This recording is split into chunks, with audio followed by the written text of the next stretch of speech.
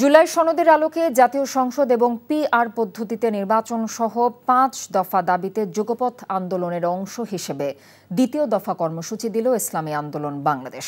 সকালে রাজধানীর দলটির কেন্দ্রীয় কার্যালয়ে সংবাদ সম্মেলনে কর্মসূচির ঘোষণা দেন দলটির মহাসচিব মাওলানা ইউনুস আহমেদ। তিনি বলেন, দ্বিতীয় দফা আন্দোলনে আগামী ১ থেকে ৯ অক্টোবর জনমত গঠনে দেশব্যাপী গণসংযোগ, ১০ অক্টোবর বিভাগীয় শহরে গণমিছিল এবং ১২ অক্টোবর জেলা প্রশাসকের কাছে স্মারকলিপি প্রদান করা হবে। দুর্গাপূজার কারণে সমাবেশ সহ রাজপথের কর্মসূচি রাখা হয়নি বলেও জানিয়েছেন তিনি। ইসলামী আন্দোলনের মুখপাত্র গাজী আতাউর রহমান বলেন, জাতিসংঘের ৩টি দলের প্রতিনিধিকে নিয়ে যাওয়ায় সরকারের নিরপেক্ষতা ক্ষুণ্ণ হয়েছে।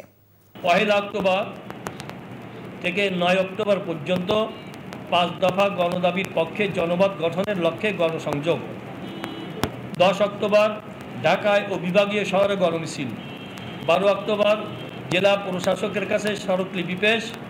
দেশের অন্যতম প্রধান হিন্দু ধর্মাবলম্বীদের দুর্গা উৎসবের কারণে প্রথম দিকে রাজপথের কোনো কর্মসূচি রাখা হয় নাই। বান্ডেল থাকলে প্রতি সেনমানিতে টাকা বাঁচবে।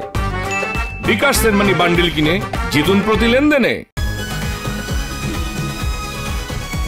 ওটা তো ওরা আসলেই জানতে পারবো, তাই না? শোনো, টাকা তো চাইছে,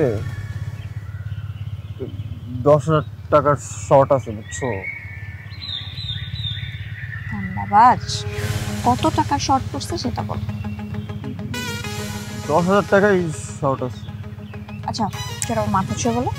মাথা কি হবে? কি হলো? চুপ করে আসছো কেন? ভণ্ডামি, টাউটামি, জায়গা পাও না তুমি? তুমি কি জীবনে ভালো হবে না?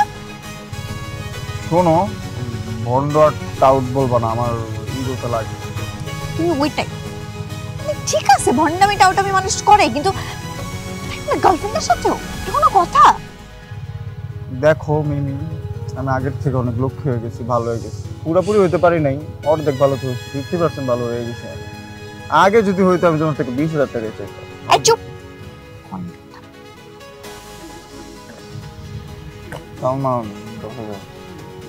ঠিকভাবে বলো, কত টাকা শর্ট পড়ছে? ৫,০০০ টাকা লাগবে।